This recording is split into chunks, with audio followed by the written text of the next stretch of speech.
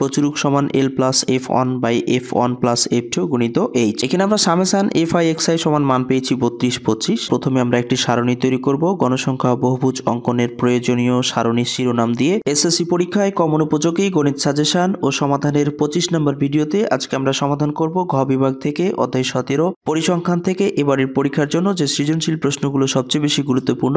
আমরা এই ধরনের 6টি সৃজনশীল প্রশ্ন নির্বাচন করেছি, যার মধ্য থেকে আজকে প্রথম প্রশ্নটি সমাধান করব।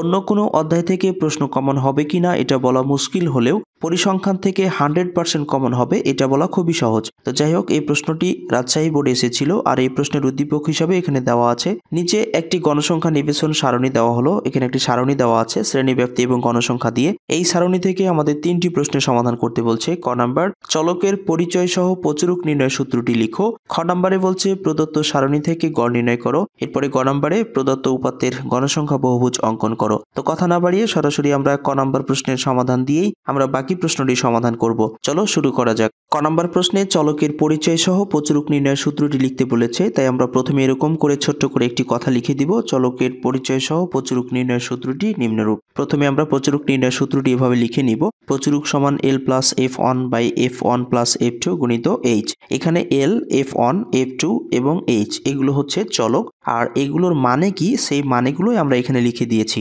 যেটাই আমাদের প্রশ্নে জানতে চেয়েছে। তা আমরা এইভাবে লিখব। এখানে এল সমান আমরা জানি প্রচুরক শ্রেণীর নিম্নমান, এল এর মান আমরা বের করি ঠিক এভাবে। এরপরে এফ ওয়ান প্রচুরক শ্রেণী এবং ইহার পূর্ববর্তী শ্রেণীর গণসংখ্যার পার্থক্য।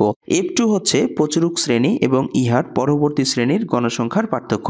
আর এইচ হচ্ছে শ্রেণী ব্যবধান। এইটুকু লিখতে পারলে 2টি মার্ক পাওয়া যাবে। তা আশা করি তোমরা এখন থেকে এভাবে লিখতে পারবে। এরপরে আমরা এখন খ নম্বর প্রশ্নটি সমাধান করব। খ নম্বর প্রশ্নে বলছে প্রদত্ত সারণী থেকে গড় নির্ণয় করো। তো এখানে যে সারণীটি আমাদের দেওয়া আছে উদ্দীপকে, এই সারণী থেকে গড় নির্ণয় করার জন্য আমরা প্রথমে একটি সারণী তৈরি করে নেব। এই সারণী থেকেই আমরা গড়টা নির্ণয় করব। চলো প্রথমে সারণী তৈরি করে নেওয়া যাক। খ নম্বর প্রশ্নে গড় নির্ণয় করার জন্য প্রথমে আমরা একটি সারণী তৈরি করব গড় নির্ণয়ের প্রয়োজনীয় সারণীর শিরোনাম দিয়ে। আর এই সারণীতে আমাদের 4টি অপশন থাকবে, একটা শ্রেণী, ব্যক্তি, মধ্যমান, গণসংখ্যা আর গণসংখ্যা গুণিত মধ্যমান। আমরা মধ্যমানকে এক্স আই দ্বারা প্রকাশ করি আর গণসংখ্যাকে এফ আই দ্বারা। এখন মধ্যমান কিভাবে বের করব সেটা আমি এখানে দেখাবো। আর শ্রেণী ব্যক্তির মানগুলো আমাদের উদ্দীপকেই ছিল, গণসংখ্যার মানও আমাদের উদ্দীপকে দেওয়া ছিল। তো এখন চলো মধ্যমানটা আমরা বের করি। মধ্যমান বের করার নিয়ম হচ্ছে নিম্ন সীমা যোগ উচ্চ সীমা ভাগ 2। এখানে নিম্ন সীমা 31 আর উচ্চ সীমা হচ্ছে 35। তাহলে এই দুটি মানকে যোগ করে 2 দিয়ে ভাগ করতে হবে। এখন 31 আর 35 যদি আমরা যোগ করি তাহলে 66 হয়। 66কে আমরা 2 দিয়ে ভাগ করলে পাবো কত? 33। তাহলে আমরা এখানে লিখে দিব 33। এখন একটা মান বের করার পরে পার্থক্য যত আছে ঠিক এই পার্থক্যটা যোগ করতে করতে চলে আসলে বাকি মধ্যমানের মানগুলো পেয়ে যায়। তাহলে 31 থেকে 35 ব্যবধান আছে 5। তাহলে 33 এর সাথে যদি আমরা 5 যোগ করে দিই তাহলে হয়ে যাবে কত? 38। 38 এর সাথে যদি আমরা 5 যোগ করে দিই তাহলে হয়ে যাবে 43। 43 এর সাথে 5 যোগ করে দিলে হয়ে যাবে কত? 48। 48 এর সাথে 5 যোগ করে দিলে হয়ে যাবে 53। 53 সাথে 5 যোগ করে দিলে হয়ে যাবে কত? 58। ছোট্ট একটি কৌশল অবলম্বন করলে বারবার যোগ আর ভাগ করতে হবে না। একবার বের করে নিয়ে পার্থক্যটা এর সাথে যোগ করলে পরের মধ্যমানগুলো চলে আসবে। এখন আমরা গণসংখ্যা গুণিত মধ্যমান কিভাবে বের করব সেটা দেখাচ্ছি। তো এখানে বলছি গণসংখ্যা গুণিত মধ্যমান, আর গণসংখ্যা হচ্ছে এটা আর মধ্যমান এটা পেলাম। এখন এই দুইটাকে কি করতে হবে? গুণ করতে হবে। তো 33 আর 3 যদি আমরা গুণ করি তাহলে কত পাবো? 3 33 99। 38কে 10 দিয়ে গুণ করলে 380 পাবো। এরপরে 43কে আমরা 18 দিয়ে গুণ করব। যদি 43কে 18 দিয়ে গুণ করি তাহলে 774 পাবো। তো আমরা এখানে 774 বসিয়ে দিব। 48কে 25 দিয়ে গুণ করলে আমরা এখানে পাবো 1200। আমি মানগুলোকে বসিয়ে দিচ্ছি। 53কে 8 দিয়ে গুণ করি তাহলে আমরা 424 পাবো। তো আমি এখানে 424 বসাচ্ছি। খুব সাবধানে করতে হবে, নাহলে মানগুলো ভুল হয়ে গেলে আমাদের আনসার মিলবে না। এরপরে 58কে আমরা 6 দিয়ে গুণ করব। 58কে 6 দিয়ে গুণ করলে 348 পাবো। আমি সবগুলো মানকে কি করলাম? গুণ করে নিলাম। এখন আমাদের এখানে লিখতে হবে summation F I x I.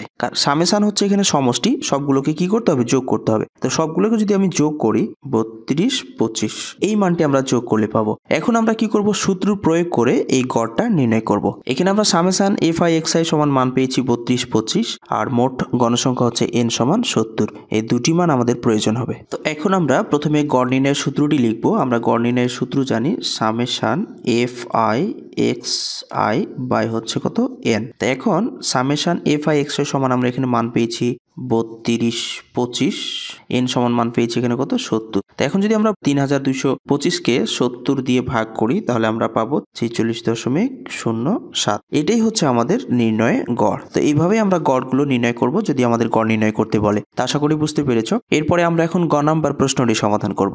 গ নাম্বার প্রশ্নে প্রদত্ত উপাত্তের গণসংখ্যা বহুভুজ অঙ্কন করতে বলছে, আর এই সারণী থেকে প্রথমে আমরা গণসংখ্যা বহুভুজ অঙ্কনের জন্য একটা সারণী তৈরি করব। সেই সারণী থেকেই আমরা এই গণসংখ্যা বহুভুজটি গ্রাফ পেপারে অঙ্কন করব। চলো শুরু করা যাক। প্রশ্নে গণসংখ্যা বহুভুজ অঙ্কনের জন্য প্রথমে আমরা একটি সারণী তৈরি করব। গণসংখ্যা বহুভুজ অঙ্কনের প্রয়োজনীয় সারণীর শিরোনাম দিয়ে, আর এখানে তিনটি অপশন থাকবে, একটা শ্রেণীব্যাপ্তি, মধ্যমান আর এটা হচ্ছে গণসংখ্যা। উদ্দীপকে আমাদের শ্রেণীব্যাপ্তির মান দেওয়া ছিল, গণসংখ্যাও দেওয়া ছিল। এখন আমরা মধ্যমানটা বের করে দেখাবো। মধ্যমান বের করার নিয়ম হলো নিম্নসীমা যোগ উচ্চসীমা ভাগ 2, অর্থাৎ ছোট মানটা আর বড় মানটা যোগ করে 2 দিয়ে ভাগ করলেই মধ্যমান পাওয়া যায়। তো এখানে 31 আর 35 যোগ করলে 66, 66কে 2 দিয়ে ভাগ করলে পাই আমরা কত 33। এখন ব্যবধানটা এর সাথে যোগ করতে করতে আসলে পরের মধ্যমানগুলো পাওয়া যায়। ব্যবধান যেহেতু 31 থেকে 35 অর্থাৎ 5 আছে, তাহলে আমরা এর সাথে 5 করে যোগ করে দেব। 33 আর 5 যোগ করলে 38, 38 আর 5 যোগ করলে হয়ে যাবে 43, 43 আর 5 যোগ করলে 48, 48 আর 5 যোগ করলে হয়ে যাবে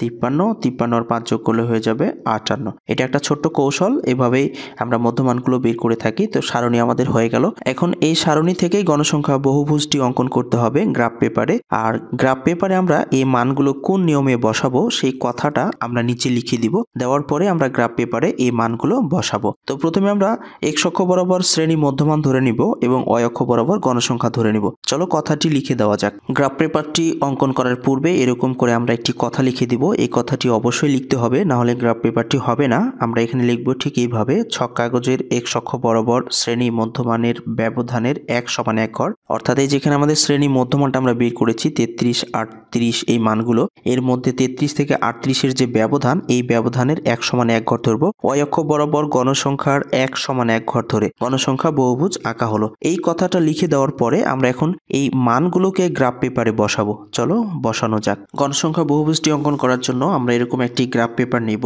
এটাকে ছক কাগজ বলা হয়ে থাকে। এই গ্রাফ পেপারটি নেওয়ার পরে প্রথমে আমরা অক্ষ ধরে নিব, অর্থাৎ এই পাশটাকে আমি ধরে নিচ্ছি এক্স অক্ষ, আর এই পাশটাকে আমি ধরে নিব ওয়াই অক্ষ।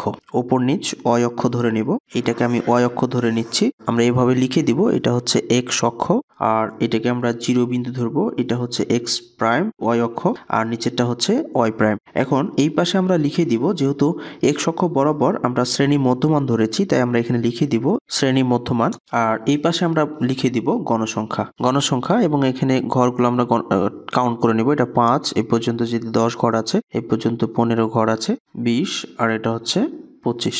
এক্স অক্ষ বরাবর যেহেতু আমরা শ্রেণী মধ্যমান ধরেছি, আর এখানে আমরা একটি ভাঙা চিহ্ন দিব 5 ঘর পর্যন্ত, কারণ এখানে আমরা আগের মানগুলোকে বোঝাতে এই চিহ্নটা ব্যবহার করে থাকি। আর আমাদের মান শুরু হয়েছে 33, এর আগের একটা মান আমাদের নিতে হবে, 5 ব্যবধান নিয়ে আগের একটা মান নিতে হবে। আগের মান তাহলে 5 ব্যবধান নিলে হচ্ছে কত 28। তাহলে এবার আমরা আমাদের যে মান পেয়েছি সেই মান থেকে শুরু করব। 33 আছে, আমরা মানগুলোকে আগে বসিয়ে নিচ্ছি। 33, এরপরে আছে 38, 5 করে ব্যবধান, 38 আর 5 হচ্ছে 43, 43 আর 5 48, আমি মানগুলোকে 5 ঘর ব্যবধানে বসিয়ে নিচ্ছি।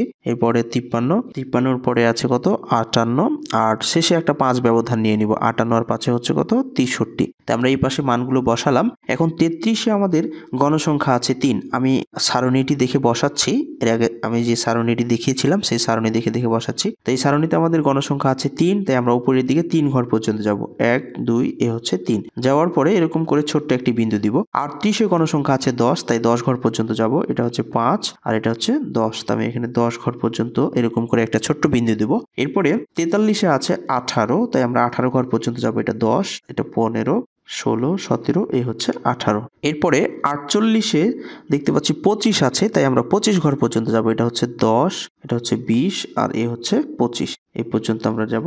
এরপরে 53তে আছে 8 ঘর, তাই 8 ঘর পর্যন্ত যাব। এটা 5 6 7, এ হলো 8, তাই 8 ঘর পর্যন্ত যাব। এরপরে 58তে 6 ঘর আছে, তাই 6 ঘর যাব। এটা হলো 5 আর এ হলো 6 ঘর যাব।